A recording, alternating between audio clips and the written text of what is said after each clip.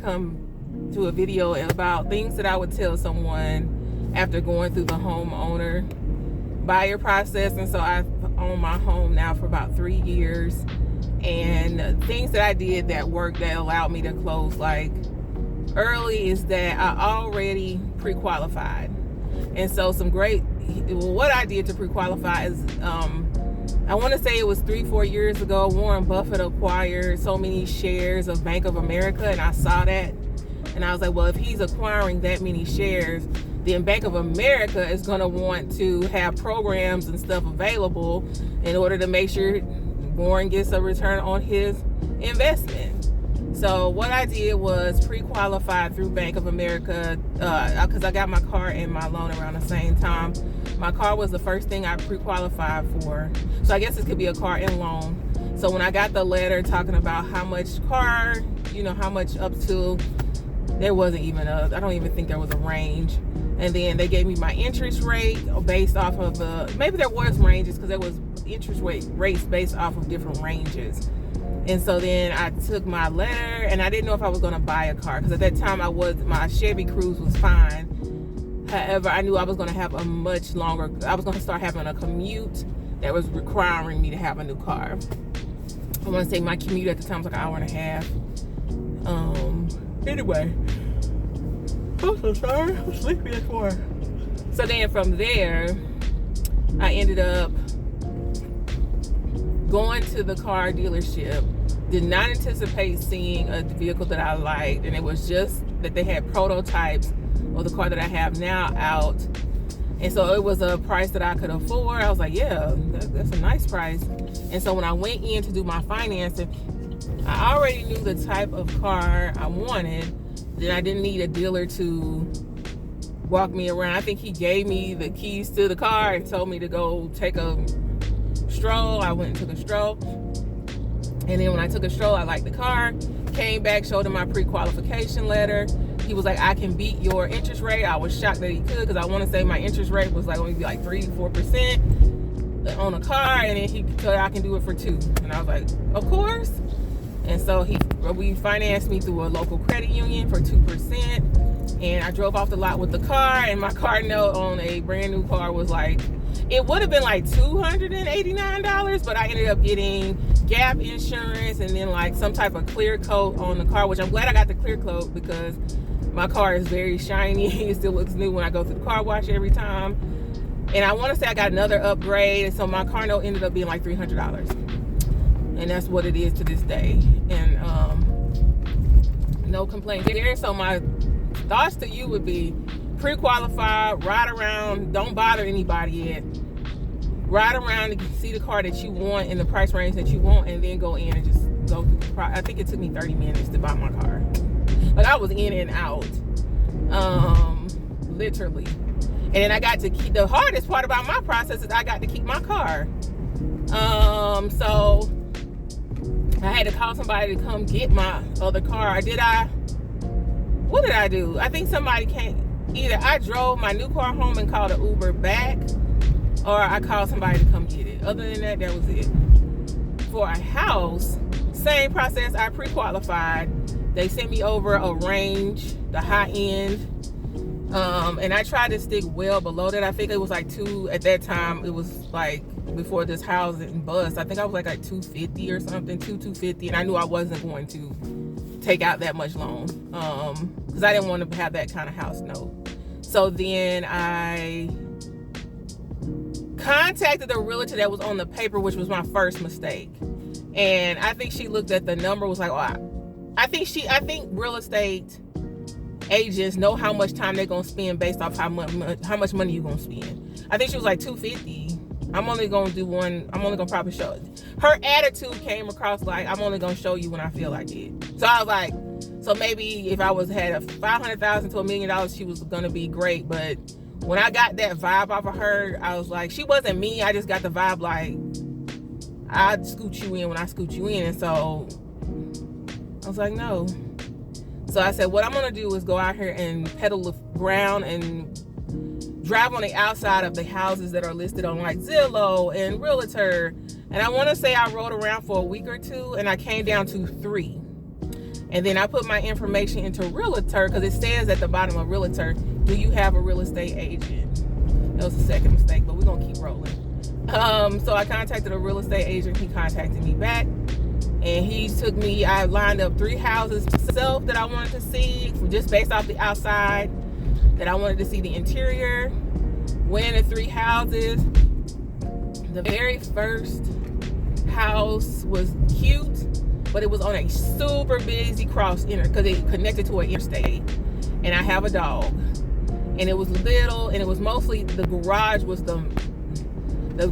as big as it was the house, really. The garage was huge, and the house was very tiny.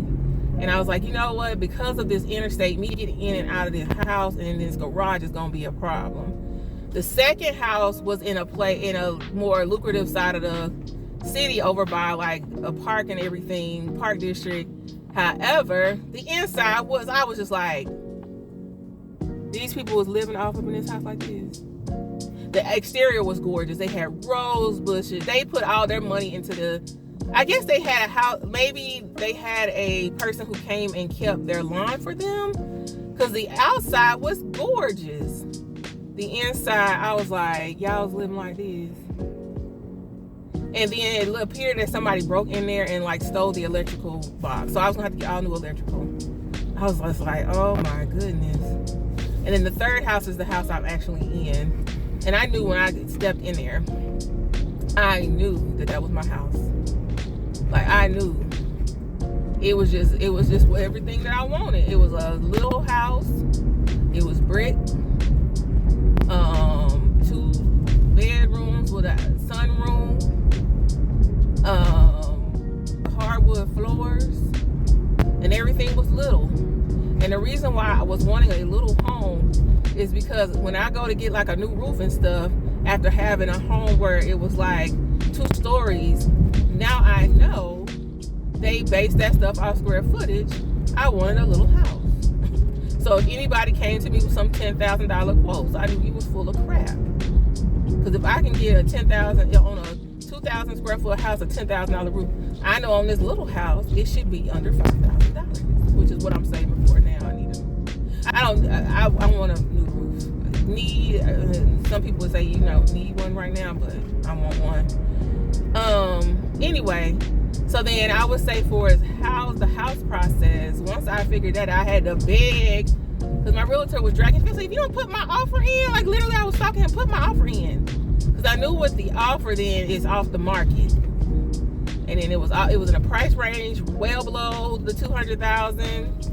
Well below, because they were wanting to unload it. So I think I was initially like $100,000 off, like $125,000. I was able to get that house for way under that. I'm gonna put it that way. And so my house note was at something totally affordable, because I think my interest rate was gonna be like 4% or something, 4 or 5%. But I ended up being able to qualify for first home buyer if I took the classes. And I took the online classes because they ended up being online because of the panorama. And then that dropped me down to some percentage, and then something else, I bought my points down, I think, and I got down to 3%. No, is my loan 3%? 3%. It's like either 2.999 or 3.3. It's either 3% or 3.1. It's in between 2.99 and 3. I know that part because I remember buying down from 3.5 or something. And so then by the time I got to the inspection, there was things that came up. I offered to take care of those things, and as a result, I didn't have to put anything down. So I came prepared to put down $4,000 to $5,000. But by the time we got finished with the amount of points and all of the things that I had came out of pocket on, they gave me a check, because I had put earnest money down, and I had my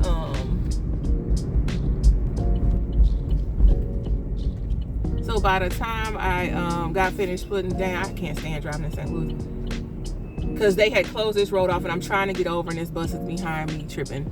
Anyway, yeah, by the time I put my money down, or by the time I got finished with all of the things, they gave me money back. So yeah, it worked out. So I would say my biggest tips would be, one, go ahead and get pre-qualified.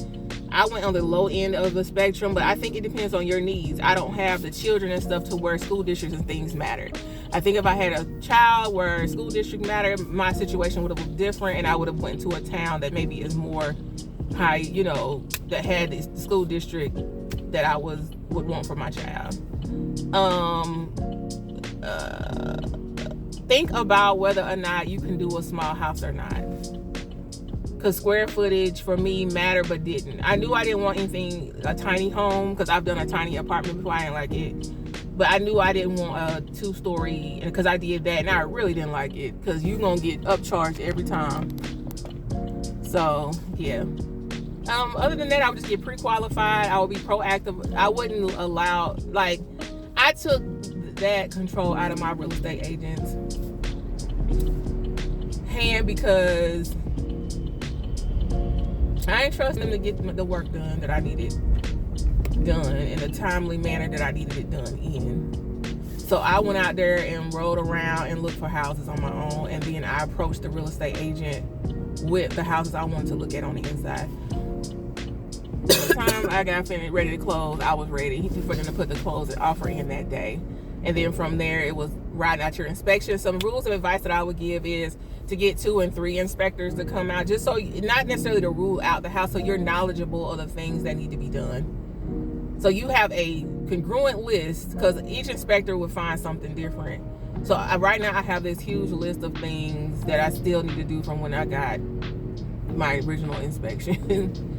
And I am planning to do them. So, and it's little tit-tat things like getting new outlet covers and stuff like that. So I would say get 2 and 3 inspectors to come out, just so you have, if you know it's gonna be your forever home. If you're a person that's gonna be in and out that house, get in and get out. Other than that, my process was pretty smooth. The day I was supposed to close, there was some issues with the city, so I didn't close on that day, but it wasn't anything that me, my real estate agent, did.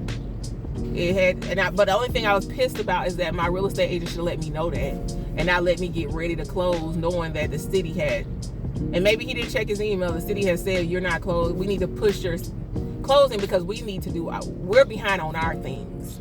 And that wasn't communicated to me, so I was pissed because I took the day out from work. But other than that, once the things were done, I was ready.